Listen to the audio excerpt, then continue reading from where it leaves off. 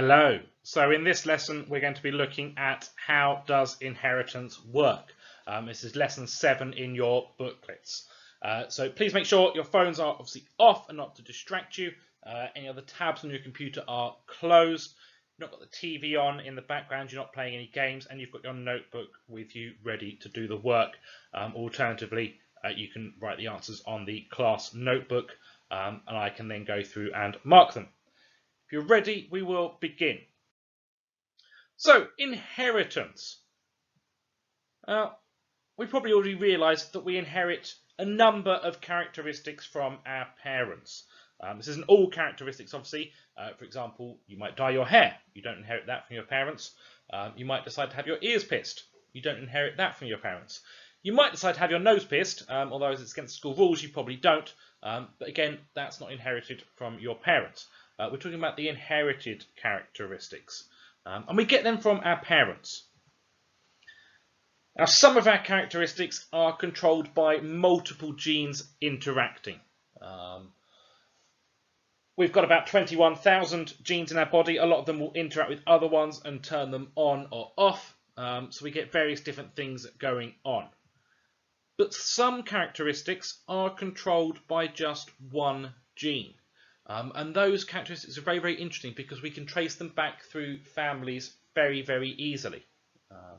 We can do it with other organisms as well. We can trace them back very easily, which makes it easy for tracing back sort of ancestry as opposed to looking at the Human Genome Project, where we have to look at the entire genome to work out what's going on.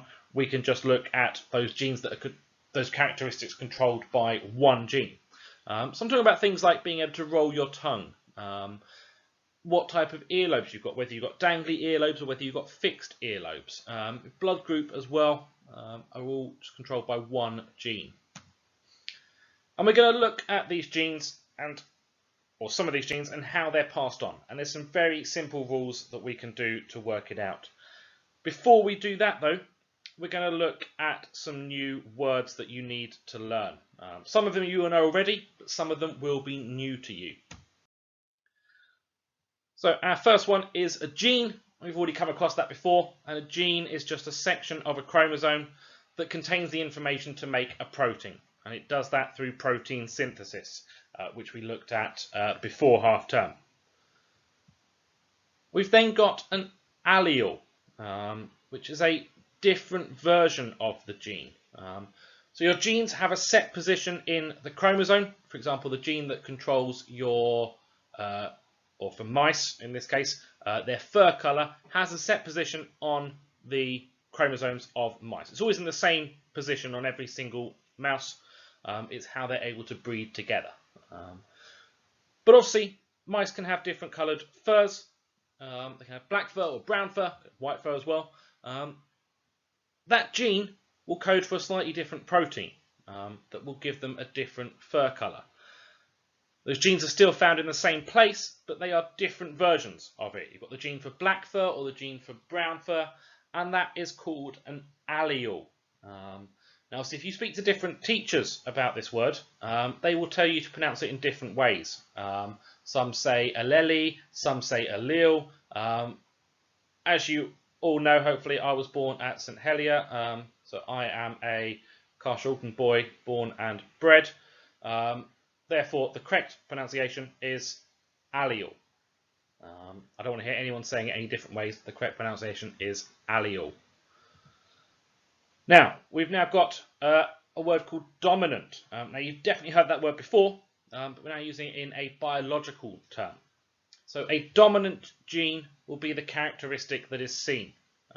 This will become clear a little bit later, but effectively, obviously, everyone has two genes, two different alleles for the same characteristic. One they've inherited from their mother, one they've inherited from their father. So those genes are different. Only one of them will be seen. Only one of them will be present, or they'll both be present, but only one of them will be seen. And that is the dominant gene. But they still have the other gene as well that they can pass on to their own children. Now the opposite to dominant is recessive. So recessive is the opposite to dominant. And a recessive gene is one that will only be seen if there is no dominant gene there. So some genes are recessive. They can only be seen if there's no dominant gene hiding them.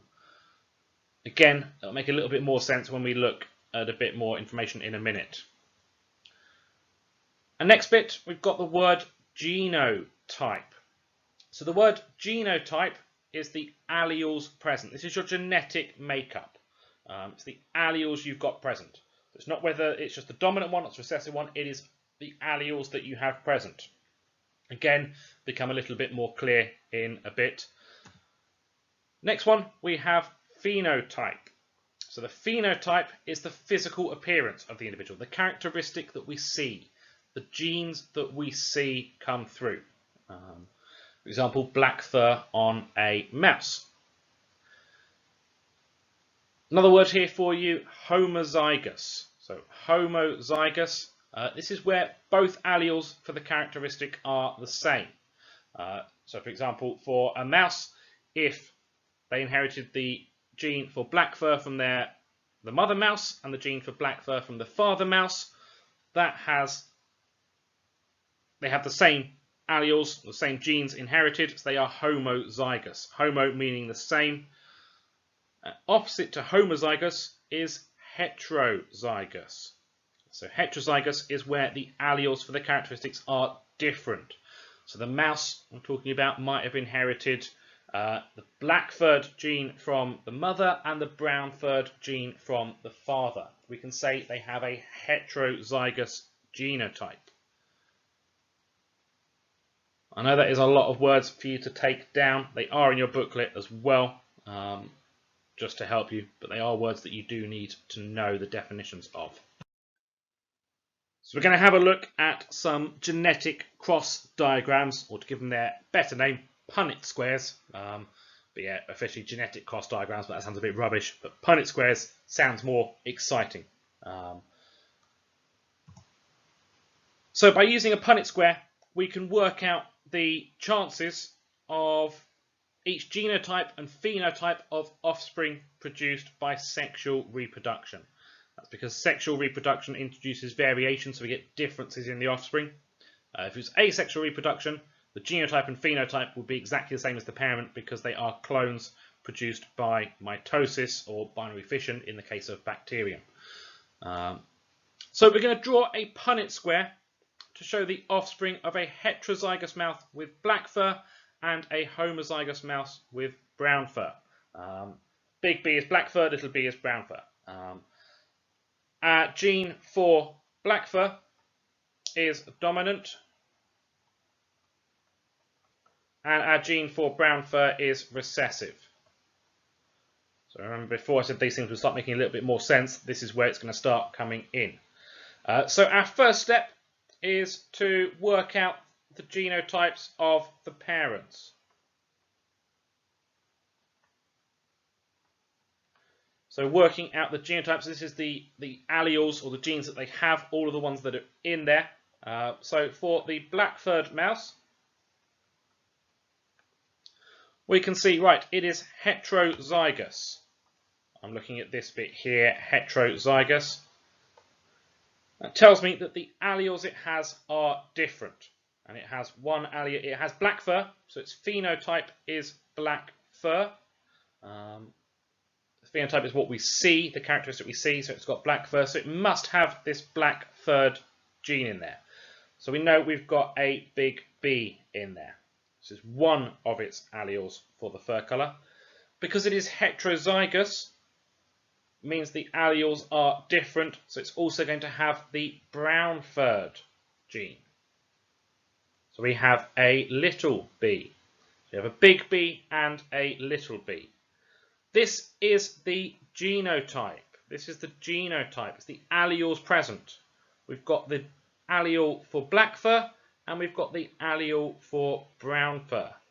So it's got both of them present there. Phenotype, what we see, however, is just black fur because the big B, the black fur gene, is dominant. So it was the one that's present over the recessive gene, the brown furred one. And next part we need to do is look at the brown fur. So my brown furred mouse is homozygous. That means my alleles are the same. And it's got brown fur. We've got brown fur here, the little b. It's got to have that one. It can't have the big B because the big B would be dominant. If it was there, firstly, the black fur would be in the phenotype and not the brown fur. It also would then be heterozygous, not homozygous. So it is homozygous, so we have two little b's. So we've worked out the genotypes of the parents. We're now going to draw our Punnett square. So our Punnett square looks something like this. We draw a square out. So we've got 4 lines, and we can then do the offspring. Now remember, when we have meiosis, gametes have half the number of chromosomes. These chromosomes get split up. One of the gametes will have the big B, and one of them will have a little b. Same for our brown fur button. This one, they'll both have little b's. So we can now put our things in. We don't need this box here. We can ignore that bit. But we'll put our gametes alleles in. So a big B and a little b. That's my black furred mouse, the gametes that it forms. And my brown furred mouse, both gametes will just have the alleles for brown fur. We now do a little bit of magic, and this is where we do the cross part of it. We bring down, so this B will go into this box and this box. This little b will go into this one, and same with these b's, they'll go across this way as well. So we can then draw them in. So I'll have a big B and a little b. I'll have a big B that I've brought down from the top and my little b that I've brought across from this side. My box over here, I will have a little b that I've brought down from the top and a little b that I've brought over from the other side. And my final box, I will have a little b and a little b, again bring it down from the top and over from the side. Now this tells me, when I look at it, I can go, right, what could my offspring be? This is just a chance. This is not a guarantee. It's just saying that if I have the mouse have offspring, there is 4 possible options for their fur. Actually, when we look at it, we can go, oh, this one and this one are the same, and this one and this one are the same. So there's only 2 options. So we can say we have a 50% chance. Can't spell chance. Chance of black fur. And a 50% chance of brown fur.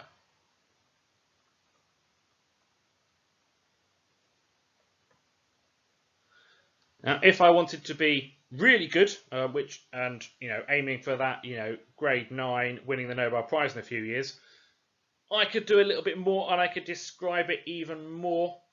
I could say that these ones here with my big B and my little b, are, how can I describe them? That's it. I could say they are heterozygous. Well done for shouting that out. And my 2 little b's, my 2 ones with little b and little b, how could I describe them? That's right, it is homozygous. Because the alleles are the same. So we're now going to do one where we're going to draw a Punnett square to show the offspring between a heterozygous person who can roll their tongue and a homozygous person who cannot roll their tongue. Big T for tongue rolling, little t is not tongue rolling. So our tongue rolling, in this case, is dominant, and our not tongue rolling is recessive. Again, step 1, we're going to work out my genotypes. So for the person who can roll their tongue, they are heterozygous. means the alleles are different. So they have that big T and the little t. My non-tongue rolling person will have 2 little t's. I can now draw out my Punnett square and split up the alleles, and I can see what the offspring will be. So I'll have a big T and a little t, a big T and a little t, a little t, a little t, a little t, and a little t. Again, just by chance, because I didn't write the questions very well, so 50% chance of tongue rolling,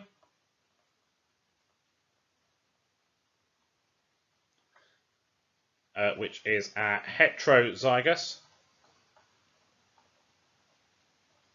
So remember, not always heterozygous. We could have 2 big T's, and it would be homozygous. And a 50% chance of not tongue rolling.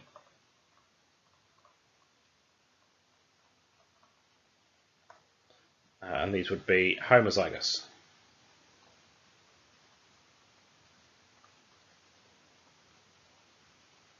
So, next bit we're going to look at someone who's got dangly earlobes, big L, and a person with fixed earlobes, little l, little l. Again, general convention is the capital letters are dominant and our lowercase letters are recessive. So we're going to have a look at this Punnett square. Next time we've already got the genotypes. Both of them, though, however, are homozygous. They're both the same allele.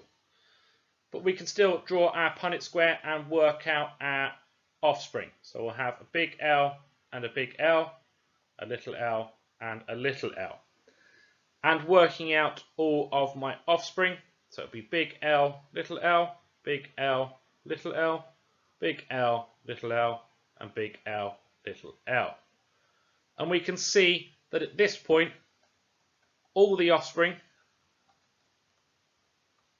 will have dangly earlobes,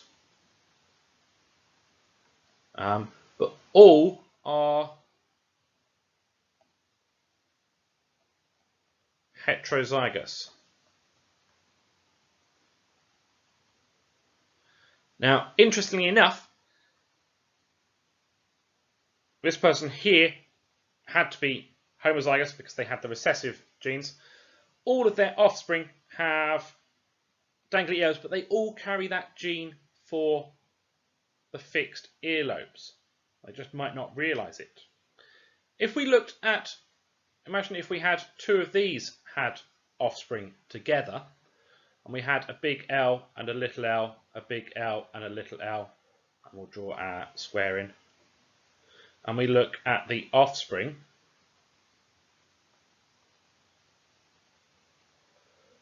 we have 3 with dangly earlobes. So 3 with dangly earlobes. And 1 with fixed.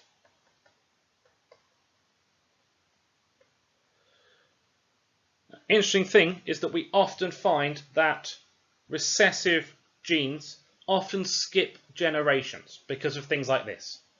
The person's got a recessive gene and they have offspring with someone who has only the dominant genes. All of their offspring have the allele, but don't have the in their genotype, but don't present it in their phenotype. But their offspring's offspring can sometimes represent it with their in their phenotype. Interesting thing in humans is that people who are left-handed, often none of their parents are left-handed, but often we find out that one of their grandparents is left-handed. So if any of you are left-handed, think about your parents, and maybe think about your grandparents, and think if any of them are potentially left-handed. That's it for this video. I hope it's been informative. Do have a go at doing the questions either in your booklet or on the class OneNote. Have a great day, and I will see you all later. Take care. Bye-bye.